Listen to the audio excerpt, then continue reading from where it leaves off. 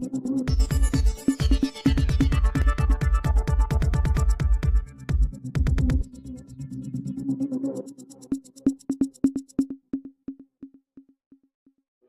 તાલુકાના રૂની ગામે સેવા સેતુ કાર્યક્રમ યોજાયો।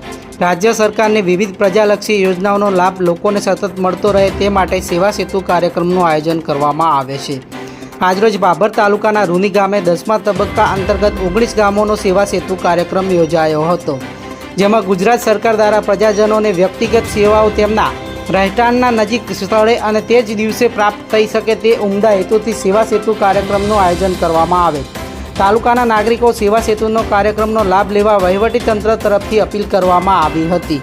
આ કાર્યક્રમ દરમિયાન ભાભર મામલતદાર RM ચૌધરી, ટીડીઓ ખોડીદાસભાઈ મોઢેરા, સરપંચશ્રીઓ, તલાટીકમ મંત્રીશ્રીઓ, પૂર્વ તાલુકા પંચાયત પ્રમુખ રજનીશભાઈ ચૌધરી, આરોગ્ય વિભાગના કર્મચારીઓ, બેંકના કર્મચારીઓ, વિવિધ વિભાગના કર્મચારીઓ સહિત ગ્રામજનો અને લાભાર્થીઓ મોટી સંખ્યામાં ઉપસ્થિત રહીને સરકારની વિવિધ યોજનાઓનો લાભ લીધો હતો। કાર્યક્રમ વિશે શું કહે છે?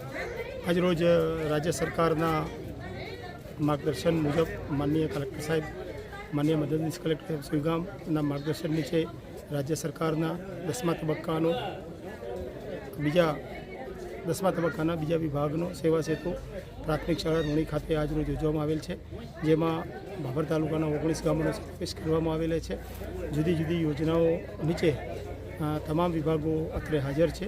તમામ વિભાગોની જે કંઈ રાજ્ય સરકારે સુનિશ્ચિત કરેલી યોજનાઓનો અહીંયા તમામ લાભાર્થીઓને કોઈપણ જાતના ચાર્જ વગર વિનામૂલ્યે આપવાનો આજે કાર્યક્રમ રાખેલો છે। લોકો બોડી પ્રસિદ્ધિ કરવામાં આવેલી છે, એ પ્રમાણમાં લોકો હાજર રહેલ છે અને લોકોના કામો કરવામાં આવેલા છે। ખાસ કરીને કઈ કઈ યોજનામાં આજે?